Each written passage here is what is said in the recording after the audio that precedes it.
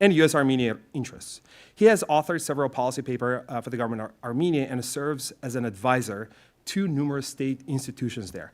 And finally, we have Dr. Jennifer Wistrand, who until recently was the deputy director of the Kennan Institute. She holds an MA and PhD in anthropology from Washington University in St. Louis.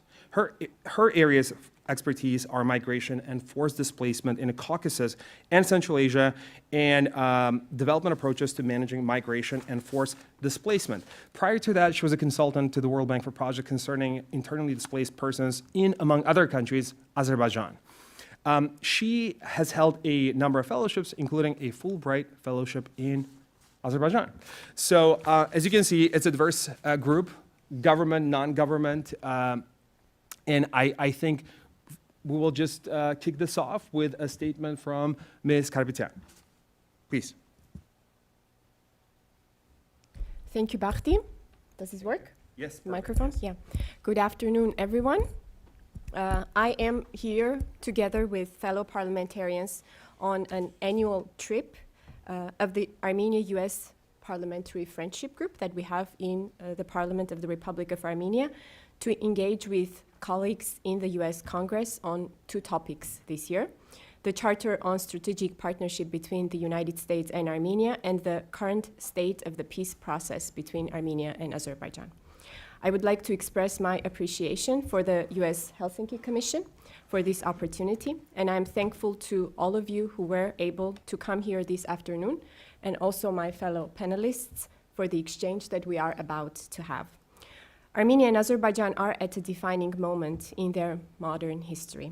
This March, our two countries concluded negotiations on the Agreement on Peace and Establishment of Interstate Relations.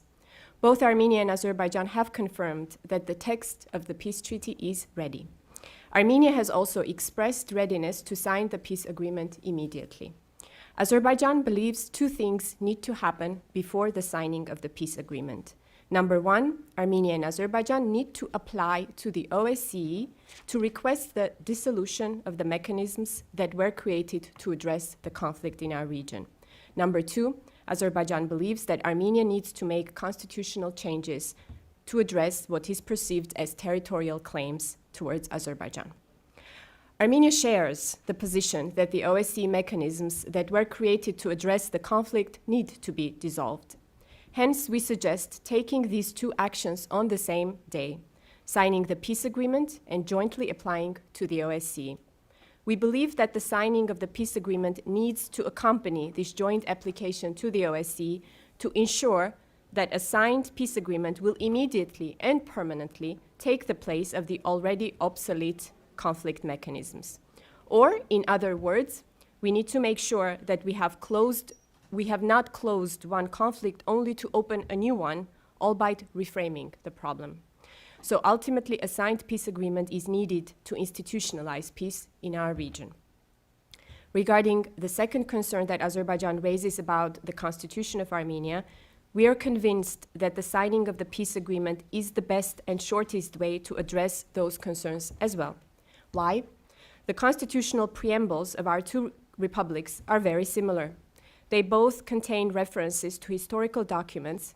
Each of them references the corresponding act of independence.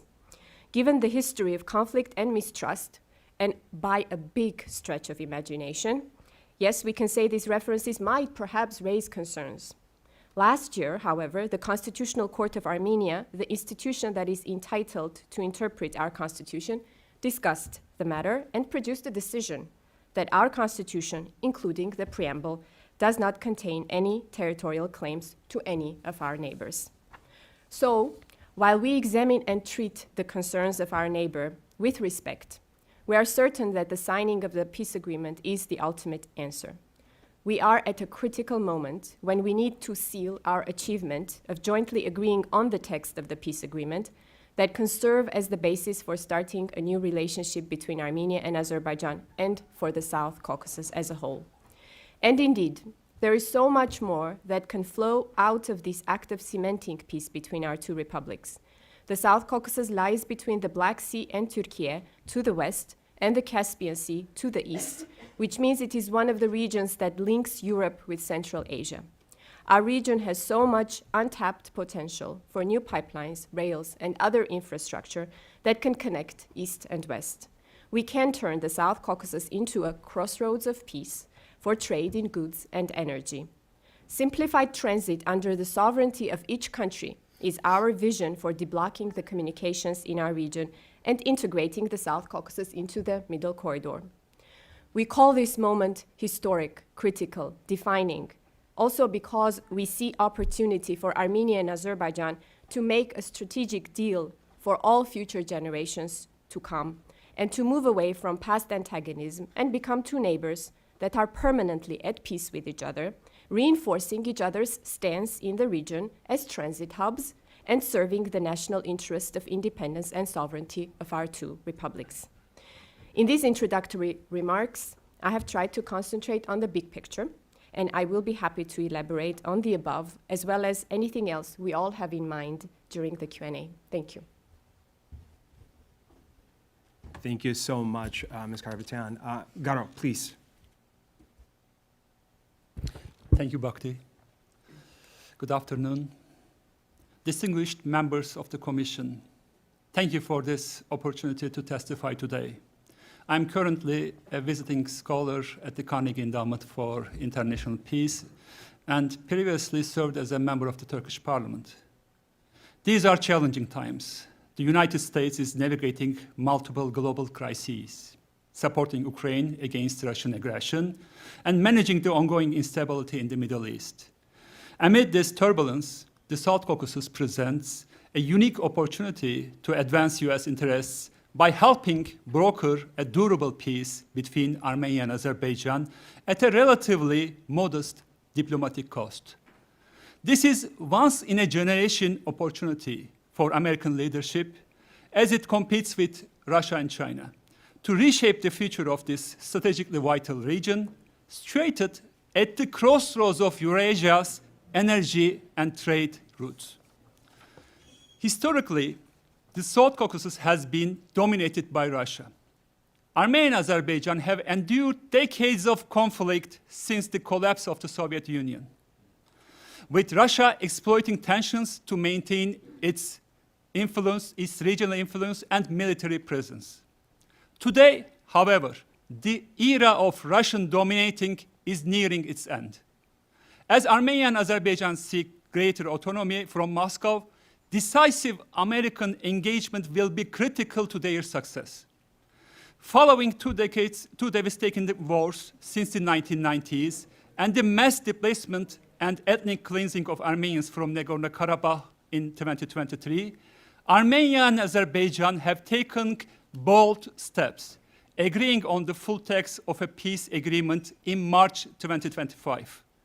Yet, President Aliyev of Azerbaijan remains hesitant to finalize the accord, seeking additional concessions and leaving the door for future military escalation. The United States should explicitly make clear that it is time for peace in the South Caucasus, and any further escalation will carry serious consequences. Equally important, the US should clearly demonstrate the tangible benefits both Armenia and Azerbaijan stand to gain from lasting peace. Active diplomatic engagement and meaningful economic collaboration could unlock substantial opportunities for the region, including the establishment of the Middle Corridor, a strategic trade route linking Europe and Central Asia through the South Caucasus. This initiative would foster economic growth, facilitate energy flows, and secure Western access to the critical rare earth resources in the Central Asia, all bypassing Russian influence. Turkey's role is essential. My country, Turkey's role is very essential. Ankara officially supports peace between Armenia and Azerbaijan and recognizes the region's strategic significance. Yet, Turkey has hesitated to exert sufficient pressure on its ally, President Aliyev. Although Prime Minister Pashinyan's recent meeting with Erdogan in Istanbul was historic, establishing formal diplomatic relations and opening the Turkish-Armenian border remain unresolved.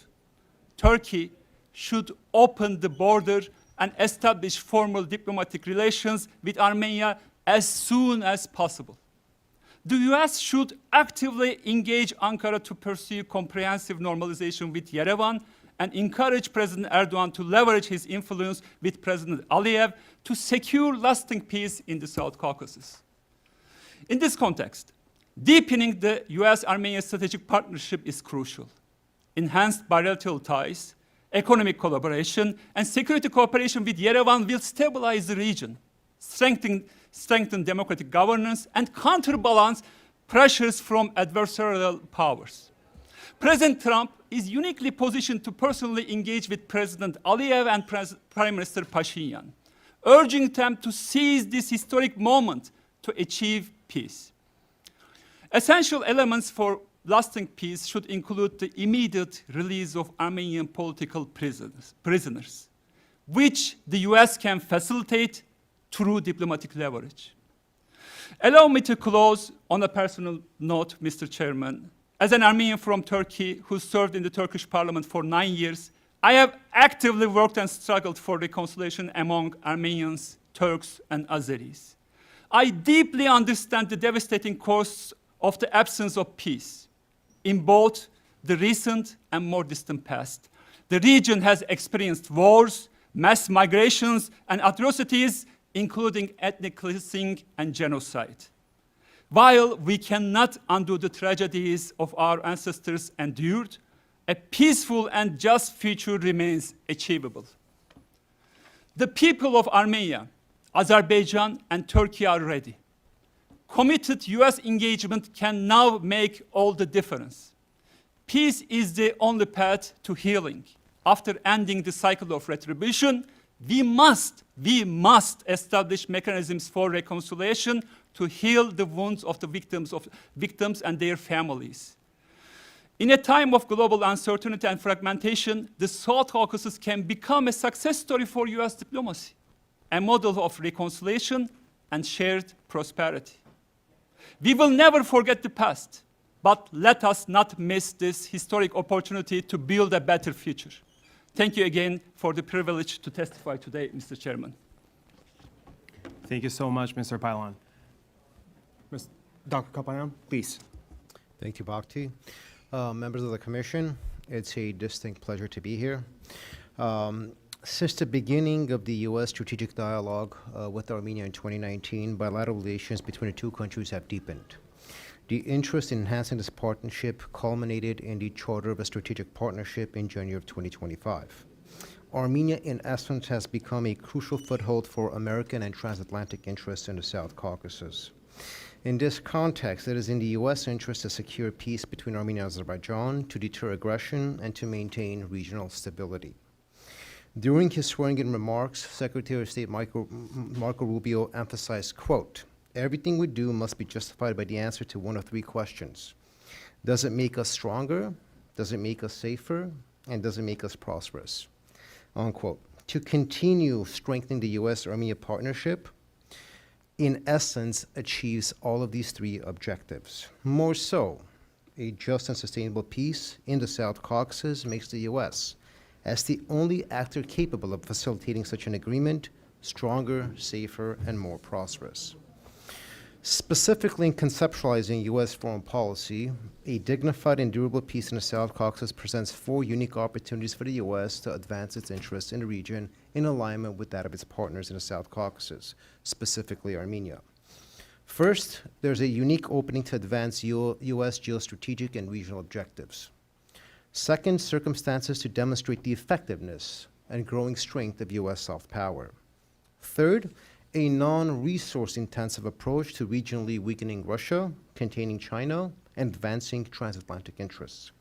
And fourth, the simultaneous opportunities to expand U.S. energy, trade, economic ties, and other engagements with its strategic partner in the South Caucasus. Since Azerbaijan's aggression in the 2020 Nagorno-Karabakh war, the South Caucasus has been reduced to a bastion of instability. Azerbaijan's belligerent actions, bolstered by Russian support for persistent conflict, has led to a complete insecure environment in the region. What we have seen since then is continued Azerbaijani violence, ethnic cleansing, and invasion. Today, Azerbaijan continues to occupy nearly 90 square miles of sovereign Armenian territory. And despite agreement on terms of a peace treaty, Azerbaijan's President Aliyev continues to refuse to sign a peace agreement. Now, in defiance of Russia and to enhance its defense capabilities and to seek greater economic prosperity, Armenia undertook a historical pivot towards the West, specifically deepening and enhancing relations with the United States. We saw that as Russia and Azerbaijan have aligned to minimize Western, especially U.S. influence in the South Caucasus, Armenia has strengthened its defensive partnership with the United States, deepened relations with Western and European partners, frozen its membership in the CSTO, and single-handedly became an anchor for American and transatlantic interests in the region.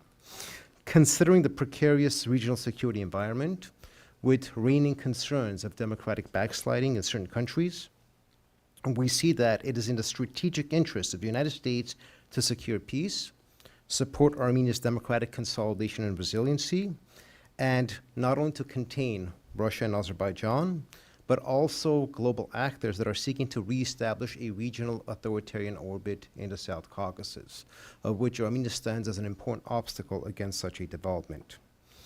We note that Baku's refusal to sign a peace treaty and its continuous engagement in behavior that destabilizes the region directly threatens U.S. interests. So while U.S. and Armenia are strategic partners, we see that Azerbaijan has signed a strategic partnership with China, formed an alliance with Russia, and has sought membership in BRICS. In further contrast, Azerbaijan is an active participant in the Shanghai Cooperation Agreement and an ardent supporter of China's Belt and Road Initiative. We note that Azerbaijan's engagements starkly contradict the underlying pillars of U.S. foreign policy towards Eurasia. In a few short months, we saw the Trump administration demonstrate a willingness to prioritize U.S. resources for efforts that deter war, seek peace, and promote stability. In this context, and in alignment with those visions, the preservation of Armenia's sovereignty and a signing of a peace treaty are of fundamental importance to the United States. It is my understanding that the government of Armenia has and will accept the peace proposals put forth by the United States. Armenia understands and immensely values the work being put forth, the intense work being put forth by the Trump administration in engaging to secure peace in the region. Should Azerbaijan continue to delay or tacitly reject the peace plan proposed by the United States, I recommend 3 bold actions that Congress and the administration must take to send a clear message to Baku, which will deter aggression and impose the conditions for peace. First, the United States must immediately take steps to demonstrate greater bilateral and security relations with Armenia. Legislatively, this includes dedicated foreign military financing, international military education and training, and defense cooperation agencies funding for Armenia. The administration should also support the sale of weapons, including lethal platforms, and sharing of military technology with Armenia to balance the power disparity between Armenia and Azerbaijan in the region. Second, I note that there are numerous opportunities for the U.S. to meaningfully strengthen U.S.-Armenia economic ties. This includes Armenia's desire to make its talented workforce available to the U.S. businesses. In particular, the U.S. government should pursue all opportunities to facilitate significant investment in Armenia's IT, AI, energy, mining, and infrastructure sectors. And third, Congress should support and the administration should impose trigger sanctions against Azerbaijan. To minimize deterrent impact, these sanctions should target Azerbaijan's political and military elite, and if need be, sectoral sanctions against state economic interests. Now, to be clear, trigger sanctions are not designed to serve a punitive purpose, but rather to outline the risks that should Baku continue to engage in hostile actions that are incommensurate with U.S. regional interests, specific responses will be initiated by the United States. Furthermore, trigger sanctions can also serve as a useful tool in addressing Aliyev's long track record of reneging on post-commitments with respect to peace. In conclusion, the United States cannot condone unconstructive behavior by states that believe they can get away with their behavior or act with impunity. Azerbaijan must be convinced there will be consequences for behavior that impedes U.S. interests in the region. Until the Aliyev regime's actions demonstrate a genuine commitment to peace and non-aggression, Armenia unequivocally remains the United States' strongest and most constructive partner in achieving peace, stability, and interconnectivity in the region. Thank you. Thank you so much, Dr. Kopalyan. Dr. Wistrand? Thank you, Bhakti. Dear members of the Commission, thank you for the invitation to appear before you today to discuss matters related to the normalization of relations between Azerbaijan and Armenia. In my opening statement, I will briefly outline some points that I believe are important. I would be happy to go into more detail about these points, as well as other points that are of interest to you during the question and answer session that follows. Before I continue, I'd like to make a brief comment about my affiliation, which Bhakti mentioned. I will no longer have my affiliation after Friday because the executive branch of the United States government decided to dismantle the Woodrow Wilson International Center for Scholars, of which the Kennan Institute was a part, by way of an executive order it issued in March and a visit to the Wilson Center by the Department of Government Efficiency, or DOGE, in April. The Wilson Center was established by an act of Congress in 1968 to provide academically informed, nonpartisan analyses of policy-relevant issues, such as that which we are gathered to discuss today. Since Azerbaijan's September 2023 military offensive in Nagorno-Karabakh, which resulted in the de facto government of the breakaway region surrendering to Azerbaijan, Azerbaijan's and Armenia's leaders, President Ilham Aliyev of Azerbaijan and Prime Minister Nikol Pashinyan of Armenia, have been seriously discussing the conditions necessary to establish a durable peace between their two states. In March, the two leaders announced that they had finalized the text of a peace agreement. However, they have not yet decided when or where the agreement should be signed. This is likely because there are still some outstanding issues that need to be addressed. Specifically, Azerbaijan would like Armenia to amend its constitution to remove references to its territorial claims over Nagorno-Karabakh. It would also like the OSCE's Minsk group to be formally dissolved. Between 1992 and 2022, representatives from the Minsk group, which was co-chaired by the United States, France, and Russia, regularly met with their Azerbaijani and Armenian counterparts in an effort to mediate the two parties' grievances. The Minsk group's successes, however, were limited. For example, the entity that succeeded in brokering the ceasefire between Azerbaijan and Armenia in November 2020 was not the Minsk group, but Russia. Since 2022, the European Union has attempted to fill the role of the Minsk group. However, its successes, like the Minsk group's, have been limited. It has been suggested that Azerbaijan should accept the tenets of the peace agreement sooner rather than later, i.e., agree to sign the agreement without the above-mentioned conditions having been fully met. Peace agreements require trust, and trust requires respect. Since the conclusion of the 1992-1994 war between Azerbaijan and Armenia, which resulted in Armenia taking control of Nagorno-Karabakh and parts of 7 adjacent Azerbaijani regions, which represented around 14% of Azerbaijan's territory, and which produced over 500,000 Azerbaijani internally displaced persons, Azerbaijan has felt humiliated that its land was occupied and its people were displaced, while the international community did little from its perspective to resolve the situation. It is understandable and reasonable for Azerbaijan to want Armenia to amend its constitution to remove references to territorial claims over Nagorno-Karabakh. The United States wants to gain the trust of Azerbaijan. It will respect it by showing support for this condition.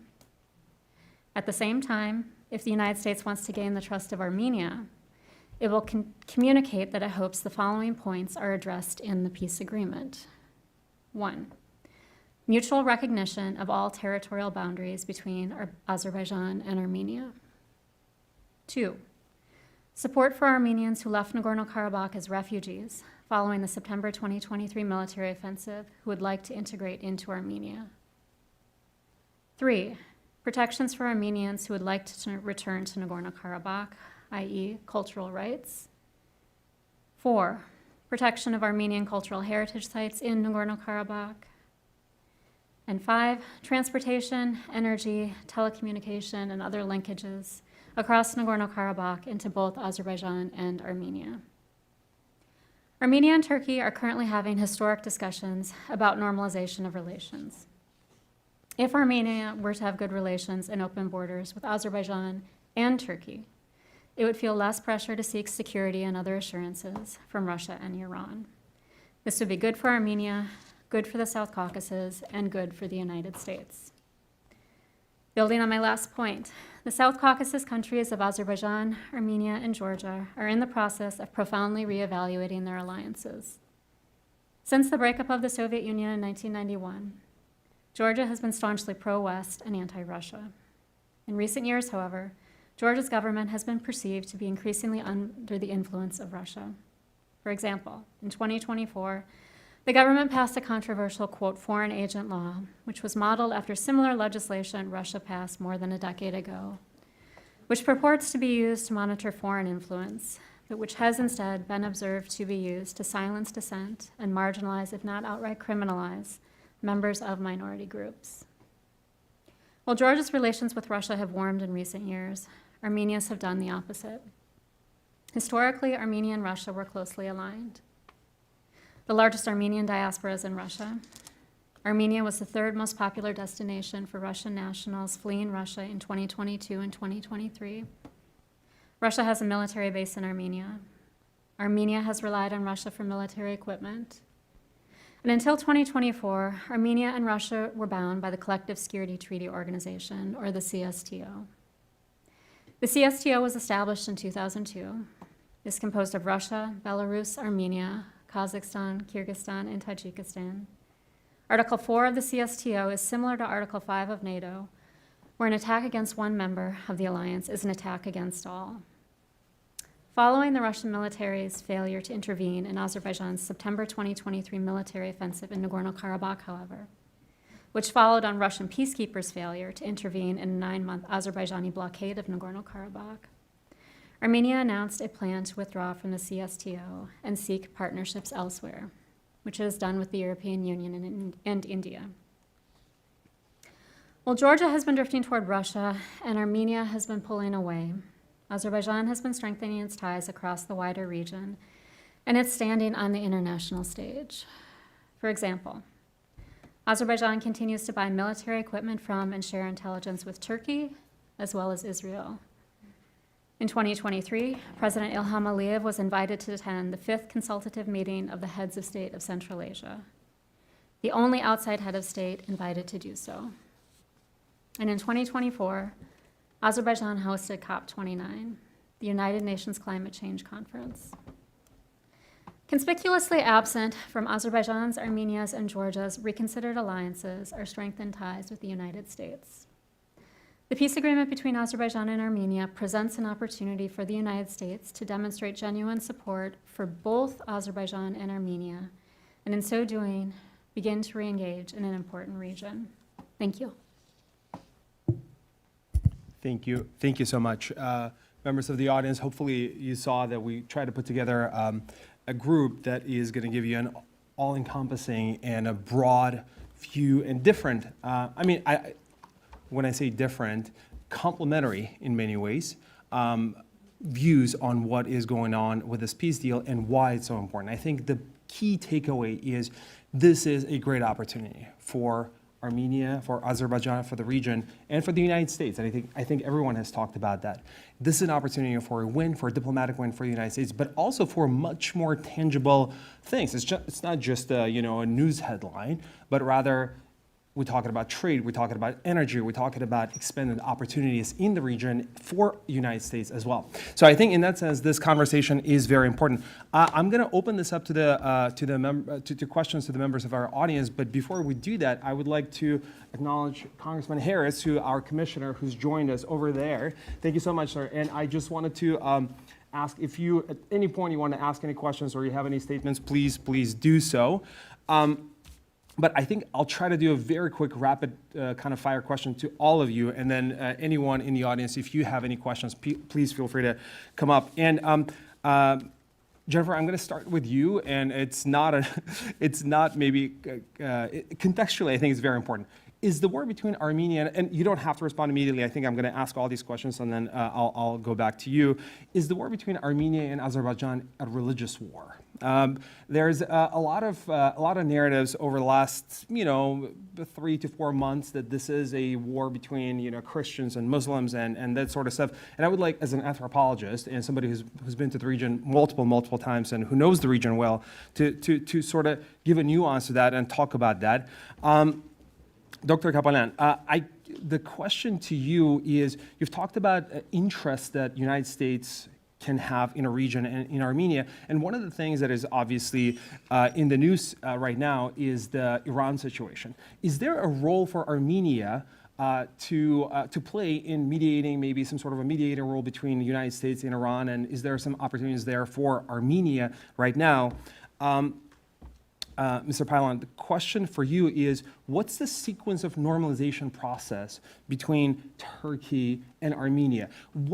Sometimes it seems like everybody's waiting for it to happen at the same time, but sometimes people say maybe if Turkey went ahead, Azerbaijan is going to follow suit, and then people will say, well, Turkey is not going to do it until Azerbaijan signs it. So, what is the sequence of the normalization, and what is it once it's normalized? What does it mean for both the people of Turkey and Armenia? And Ms. Karapetyan, the question for you, I think, is the broadest. Once the peace deal is signed, we're going to assume it's not a question of if, but when it's signed, what's the day after look like? What's the situation with borders? Are people, and I understand people will not start traveling between Armenia and Azerbaijan freely the next day, but how do we build up to a situation where hopefully people can travel between these two countries when there is cultural exchange and, cultural and economic exchange probably is going to be, trade is probably going to be the initial way of interaction. What does the day after or month after or a year after, once the peace deal is signed, what does it look like for Armenia? So maybe, Jennifer, if you want to take that question and we'll just go in that order. Great, thank you, Baki. It's a very good question. People like to, certainly the media or others like to assume that it's easy, right? If you see two places at war with one another and one tends to have one religion and one tends to have another, that therefore it must be a religious war. I do not think that this has ever or is now about Christians versus Muslims. If you go back historically, a colleague and I are currently going through reams of maps we found next door at the Library of Congress. That if you look back through the centuries, you have consistently had Azerbaijanis and Armenians living in the same tract of land. Yes, you have a greater percentage of Armenians, and you tend to have them more over the population, and Azerbaijanis tend to be in more certain local pockets. But you have consistently had two populations living in the same area. When you have differences amongst the groups. If you go back to the late 1800s, early 1900s, when you had the first oil boom taking place in the area, you had certain populations, Armenian, Russian, Azerbaijani, that held different classes of jobs. There you had tension. Again, it had nothing to do with religion, though. So I think where you start to see the reification of tensions is really with the Soviet period, where you have a reification of national identity. But I don't think it would be accurate to say that it's a Christian versus Muslim war. Thank you so much.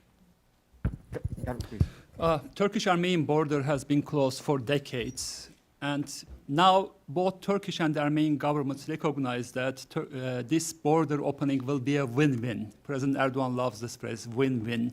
But unfortunately, there is a hurdle. President Aliyev of Azerbaijan doesn't want this border to be opened. And he is in touch with President Erdogan always. Whenever Turkey wants to open this border, President Aliyev of Azerbaijan announces new investment plans with Sokar, Azerbaijan's oil company, and buys Erdogan's silence. When Mr. President Erdogan, in the last 4 years, I witnessed it 4 times, really wanted this border to open. And he sent messages to the Biden administration, but he didn't see any credit. Now, President Erdogan is a transactional guy. Of course, he's benefiting from Azerbaijan with some billions of dollars. But he says, I'm just benefiting from Baku. I'm not getting any credit from Europe or United States, so why should I open this border? He sees this border opening as a bargaining chip. And this is going to be a real win-win because Turkey's eastern part is so much underdeveloped. And Armenia has a huge potential, and this is going to be a lifeline for Armenia, and Armenian government recognizes that this is going to be a breakthrough for Armenia because Armenia is so much dependent on Russia. When it comes to grain, it is 97%. When it comes to energy, it is 70, 80%. So Armenia wants to diversify its economy, and this is going to be a real breakthrough.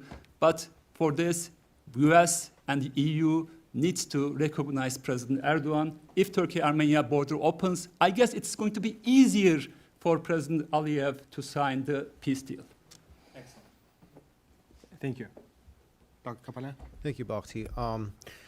Armenia's situation remains immensely complicated with respect to Iran, because we have to understand the fact that Armenia is in a state of blockade surrounded by predatory neighbors.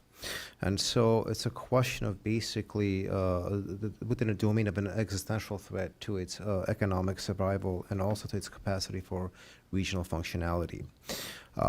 Armenia's approach has been to the recent conflict, one of strategic ambiguity, because the intent has been not to immerse itself into an extraordinarily complex situation, but at the same time play a very constructive role in basically mitigating the fallout.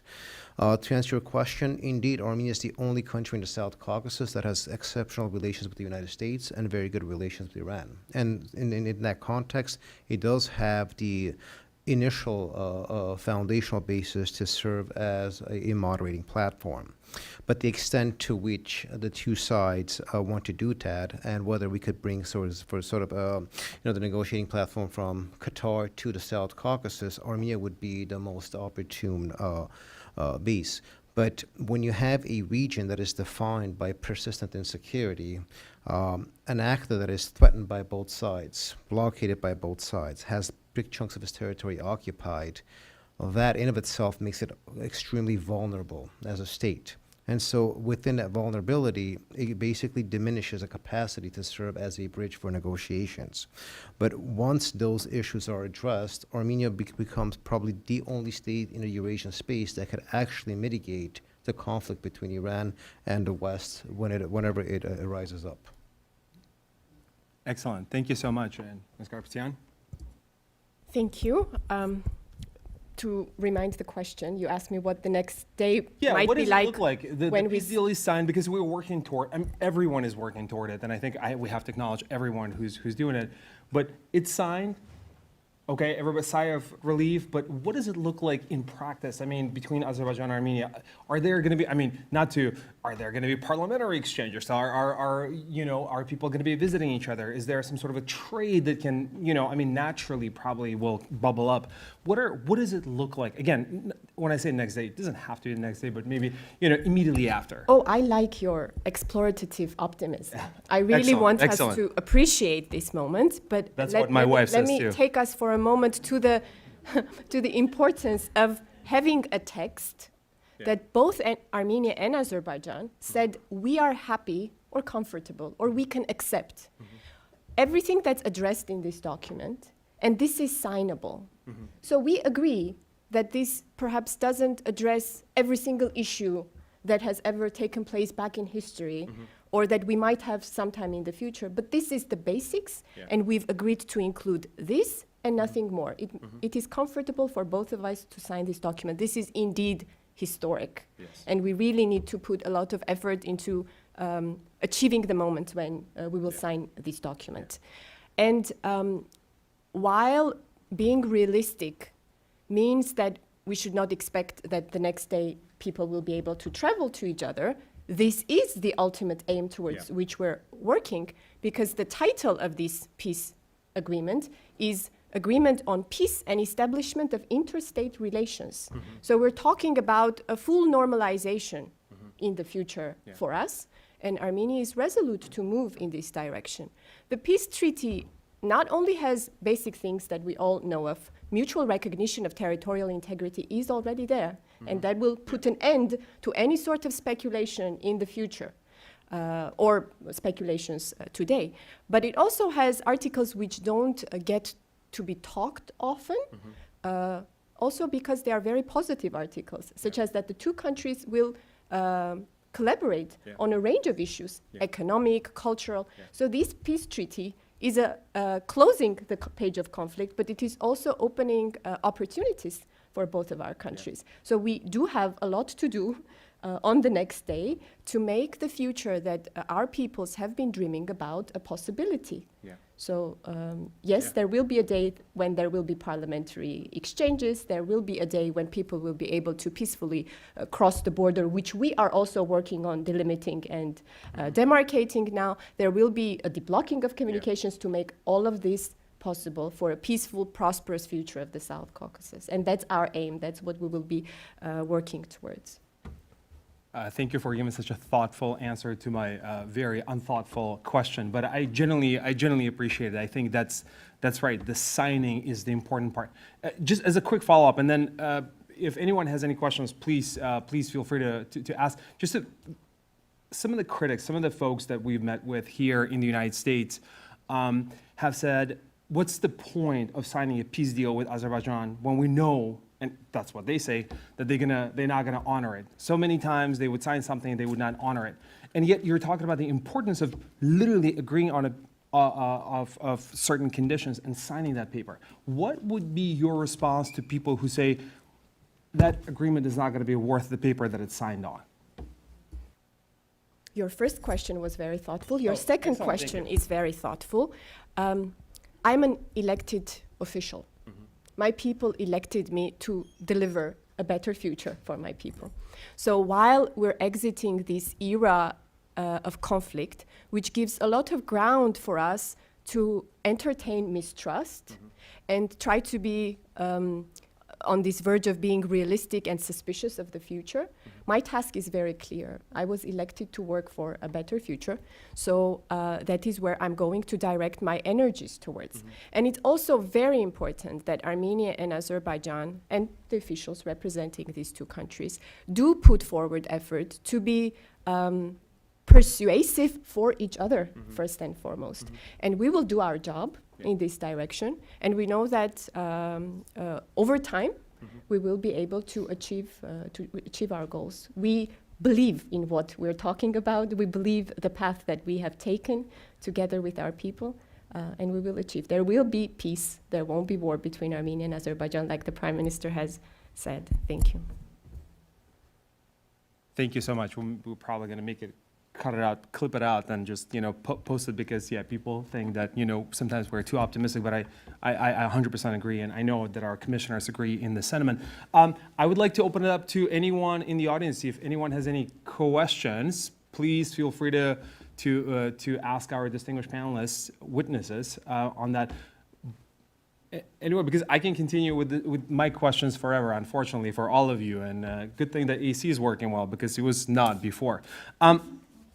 Can I, Garo, can I ask you a question about, I think in the news, one of the biggest things, last week was Prime Minister Pashinyan visit to Turkey. I mean, when we say historic, I know it's an overused word, but it truly was. What's your, I obviously saw some of your thinking, your tweets about what you thought, but for the members of the audience, could you share some of your thoughts about the visit, the importance, and sort of takeaways?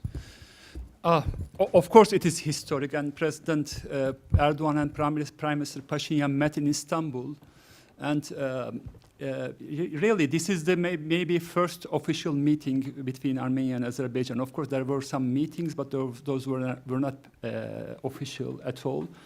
And Armenia and Azerbaijan doesn't have formal diplomatic ties, but informally, Armenia and Azerbaijan established diplomatic ties. This is very important on every level. Yeah.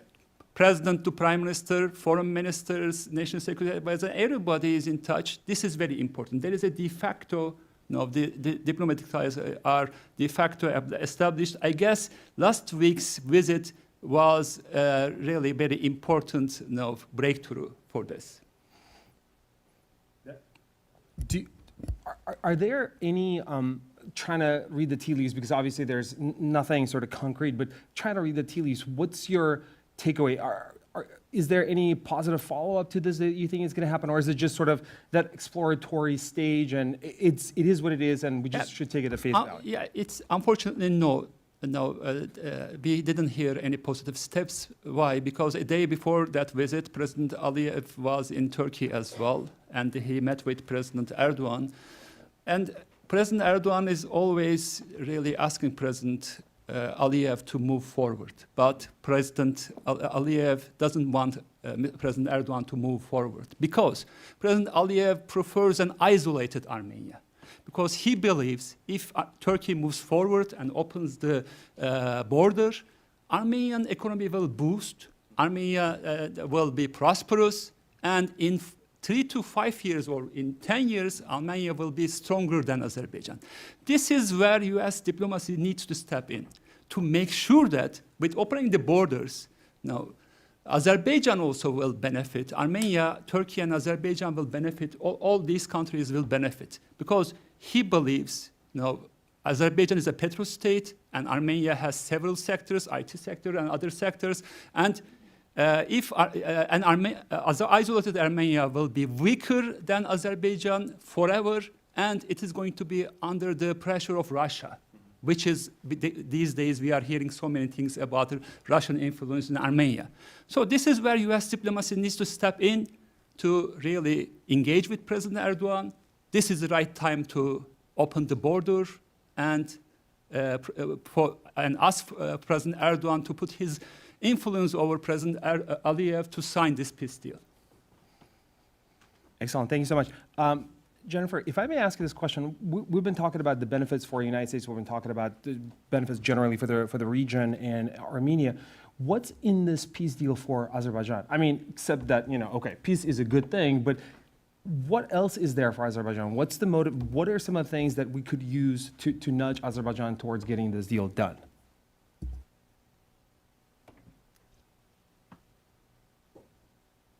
It's a really good question, and I want to circle back to Maria's comments, which I thought were really good, talking about, from the Armenian perspective, wanting to achieve a peace deal. I think there's that same feeling on the Azerbaijani side, and I think it's important. 2 points I would make. One, if you look at peace deals in general, it's not usually a one and done, right? I mean, look at the Good Friday Agreement, how many iterations, you have negotiated, where you can sometimes have to go back to ceasefire, then you get to a full, and then you sometimes have to go back. So I think one thing, it would be important for people to assume this isn't going to be everything is accomplished by this. It's going to be an important, interstate dialogue is going to be established, but then we have to look at the fuller picture, right? It's not just about the two governments, it's actually about the people on the ground. And again, I would recommend going back to 98 and looking at the Good Friday Agreement, like it was one thing and it was a phenomenal agreement, right? But it took time then to get actually on the ground. And so this, I think it is a good step to get the interstate agreement established, but then you have to establish trust by people on the ground. And so what's in it for Azerbaijan? I think it's the people, right? And I would circle back to, for 30 years, you had, 600,000 plus Azerbaijani IDPs in the country. People are very well aware of what that's like. And I do actually think there is sympathy now for Armenians that have been displaced to Armenia, right? No one wants to be a refugee or an IDP.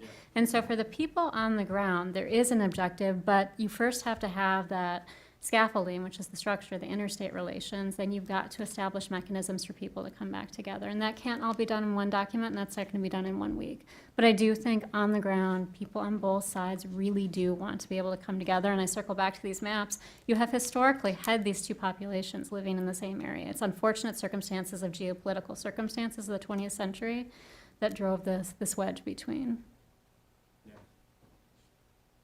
Thank you so much. I really appreciate that.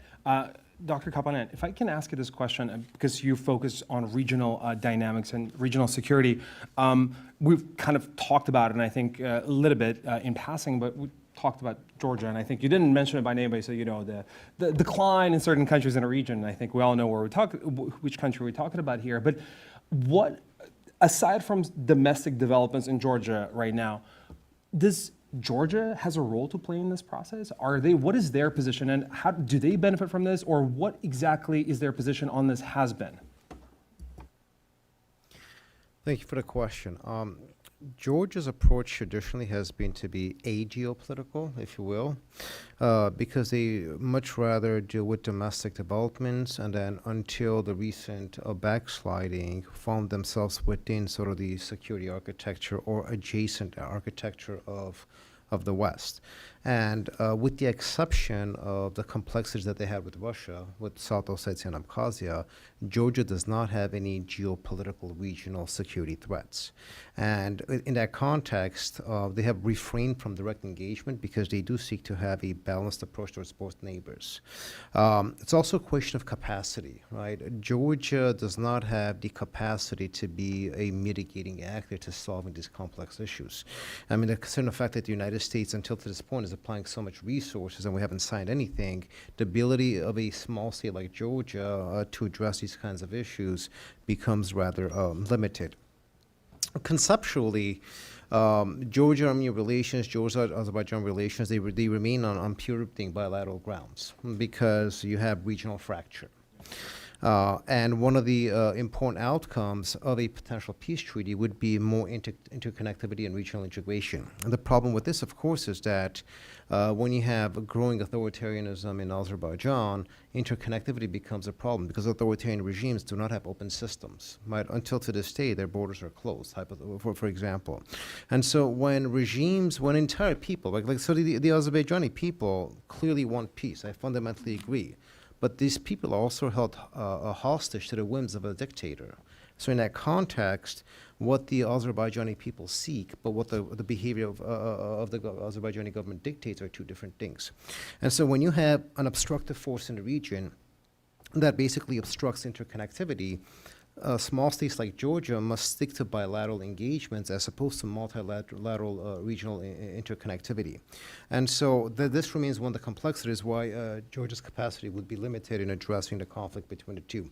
And even since 1994, Georgia's role has been one of, they played a marginally supportive role, but substantively, they're not a regional actor to address issues of deep conflict and conflict persistence.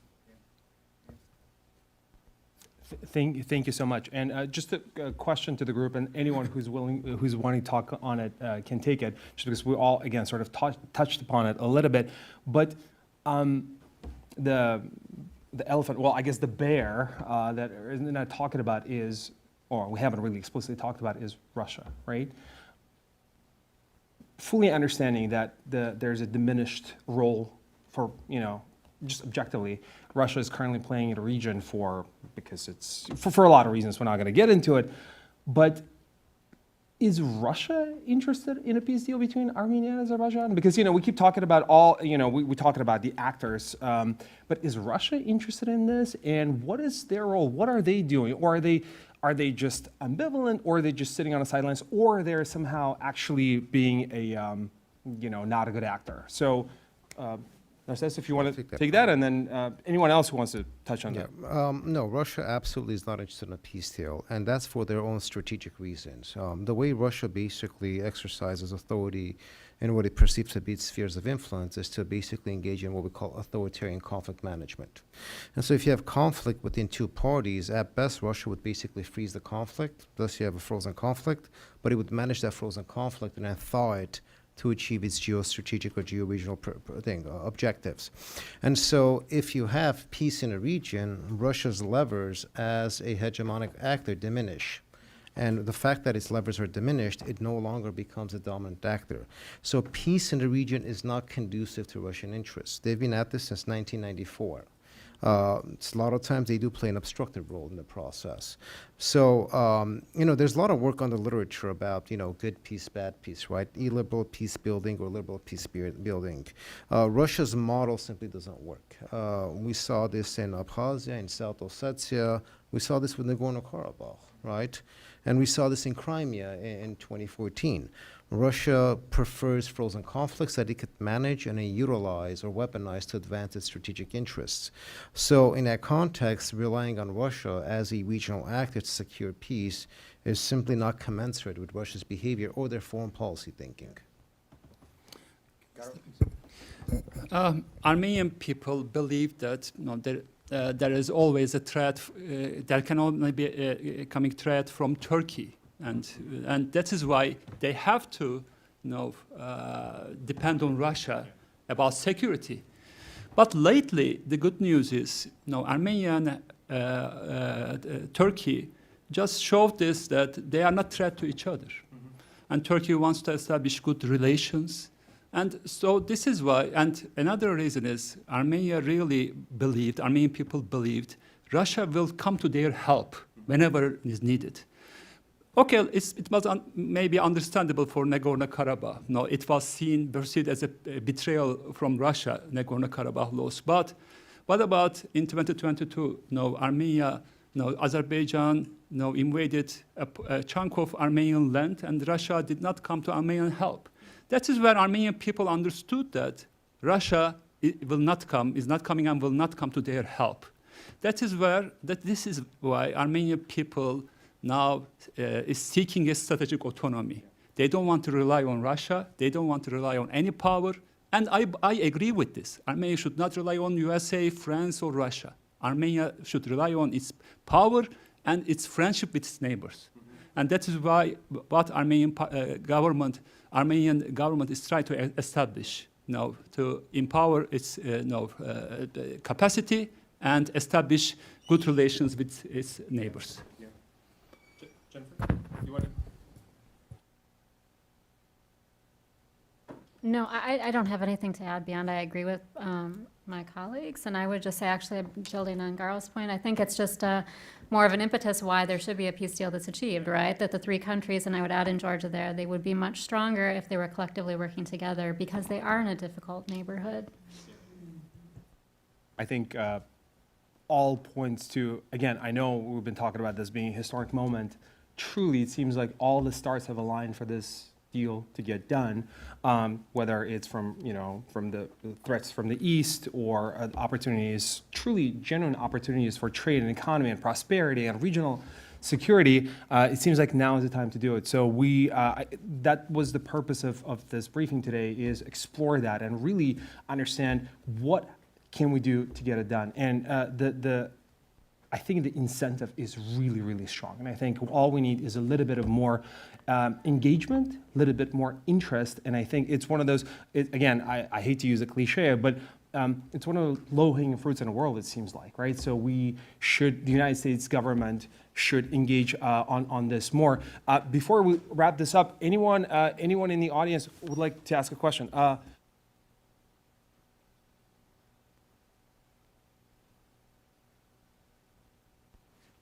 Hi, my name is Elizabeth, and I have a question for the witnesses. How can Armenia be expected to sign a peace deal with Azerbaijan while Azerbaijan, fuels Armenophobia, holds hostages in Baku, and occupies Armenian land and continues ceasefire violations, including firing on civilians in Siunik just a few days ago? Thank you for your question. Who would like to? That's a very good question. The understanding is that the objective of the peace treaty is basically going to address those issues. And so Armenia cannot, for example, it would be self-negating to say we are not going to sign a peace treaty even though we seek peace. And so the terms of the agreements are specifically designed to address all of the legitimate points that are being brought forth. And so if you have a peace treaty, then the shootings will stop, right? The occupation of our Armenian territory cannot be sustainable, because if the peace treaty recognizes the borders of both countries, you can't be occupying Armenian territories, so on and so forth. And so I think looking at this sort of in an inverse way, the peace treaty is designed to address all the concerns that are being put forth. If we say we're not going to sign the peace treaty until these issues are addressed, that we are simply falling into Aliyev's trap, who is looking to find artificial obstacles to delay the process. So in that context, Armenia has been constructive and genuine in its approach. We sign a peace treaty, and all these specific concerns will be addressed by virtue of that agreement. Whether Aliyev reneges on that, that's a different subject of conversation. But generally speaking, and Maria noted this, if Ali was going to renege on the peace treaty, he would have signed it and reneged on it already. And so he understands the immense the diplomatic capital he's going to lose, and and for someone like him, international prestige is very important. So there are a lot of nuances that go into it. But to answer your question, Armenia's state of insecurity and the examples you gave are very strong characteristics of this insecurity can only be addressed through a peace treaty. Now, once a peace treaty is signed, then those specific issues can be addressed in due time. Can I step in? Yes, please. I agree, Dr. Kopalyan, but I want to add one thing.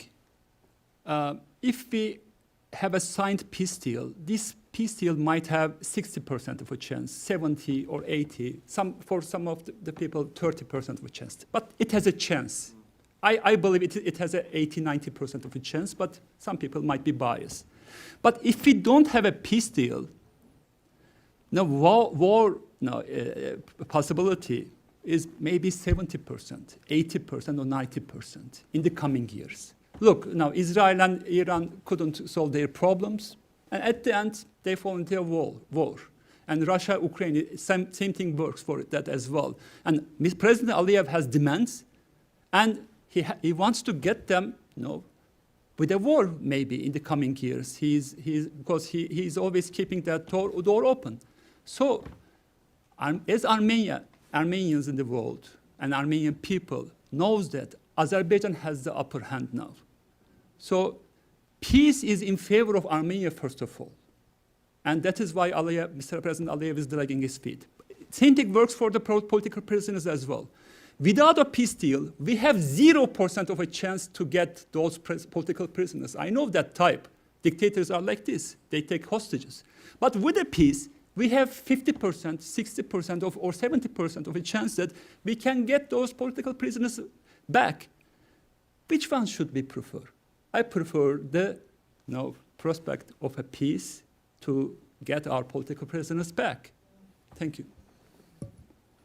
Thank you. Thank you so much. Sir. Thank you. Thank you. My name is Richard. First, I start with a question. How can you have peace without justice? And let me put down some markers. Armenia is one of the oldest nations in the world, like fifth on the list that I've seen. Azerbaijan was created by Joseph Stalin. It's just barely 100 years old. So let's keep those facts in front of us. So how can you have peace without justice? So when the people of Artsakh, and they lived there for, let's say, 3,000 years, governing themselves for 3,000 years. When you're blockaded for nearly 10 months, Luis Moreno Ocampo referred to it as a genocidal blockade, where food, medicine, energy, and other vital goods were not allowed into your nation. That was followed by a military assault, unprovoked military assault, where your people fled to Armenia because they knew if they stayed in Azerbaijan control, their lives would be probably lost. There was a rumor and some factual evidence from satellite imagery of a concentration camp being built. So we have all of those things in mind of a blockade, referred to as genocidal blockade, war crimes committed, a charge against Azerbaijan. Armenia has levied charges before the International Criminal Court and is now willing to withhold those charges in the name of peace. So how can you have peace without justice? What we are saying to the world, to other dictators, if you do these things too, you will also face no repercussions. A blockade, an attack, ethnic cleansing, genocide, all of those things happen and still no accountability towards Azerbaijan. So how can you have peace? Thank you. Thank you for your question. It's a tough question, and Garo, I think anyone else, please. No, I have been living in Turkey for half a century, and I always heard this line, peace without justice. Turkey has to recognize the Armenian genocide first, then we can have a justice. But it never happened. My grandfather died without justice. My father died without justice. And if these things goes like this, I will die without the justice.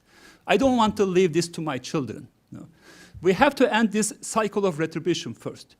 Every peace doesn't guarantee 100% justice. But some pieces stop cycle of retribution. Then you establish mechanisms for reconciliation. That is how things work. I walked through this. Turkey was in a democratic path, and we could recognize the Armenian genocide. Turkish people were not ready to call it a genocide, but they understood that something bad has happened. So we have, and I believe only a democratic Turkey can recognize the Armenian genocide. For this, we need to end this cycle of retribution first. Then we have to establish mechanisms for reconciliation. It is going to take maybe years, but we will struggle for justice more and more. But we have to first stop this retribution cycle. The question in of itself is a very legitimate question, but it is a question that is basically stipulated in an abstract framework, and then you have the reality. The reality is that Armenia finds itself at a severe power disparity, and Azerbaijan uses that asymmetry in a very coercive fashion. And so if you maintain an unpeace posture and demanding justice, where the international community has failed, right, to impose those terms of justice, a country that does not have the capacity to impose justice on an aggressive actor basically becomes a discussion in tautology. We're going into circular logic, right? So in that context, Armenia has concrete physical security issues that need to be addressed.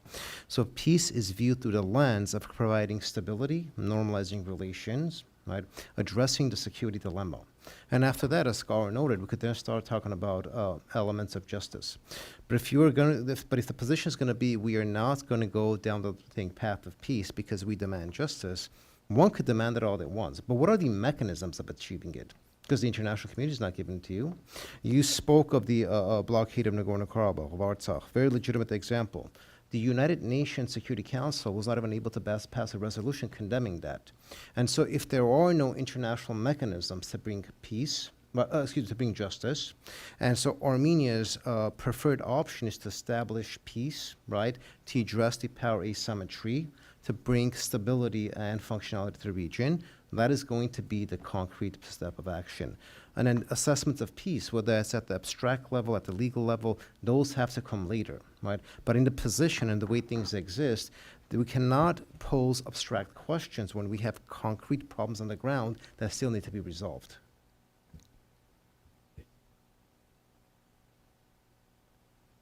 Yeah, just add in one comment. I appreciate the gentleman's comments because I think they underscore the immense pain that is among the populace. And again, to go back to the fact that we have to get to a peace agreement among two states, and then we have to deal with how the populations feel, and there's equal pain on both sides.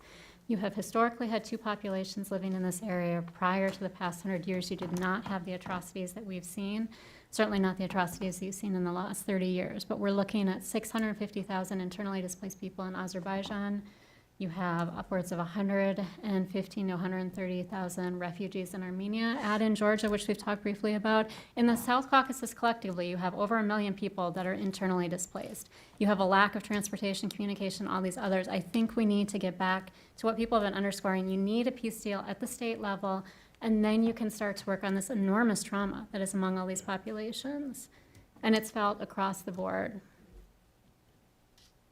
Thank you. Thank you so much for your incredible answers. And I think we are right at the time when we're supposed to finish. We went, I think, over a few minutes, but I just would like to thank our incredible panel. I knew they would do a great job, but they just exceeded my expectations. You did a fantastic job, so thank you so much. Thank you so much to our audience for staying with us through this complex conversation. I think the one takeaway is now's the time to act, now's the time to get it done. So that's what we're gonna work toward with you, with our colleagues in Armenia, with our colleagues in Azerbaijan, and hopefully we're gonna be able to get it done. So thank you so much. Thank you.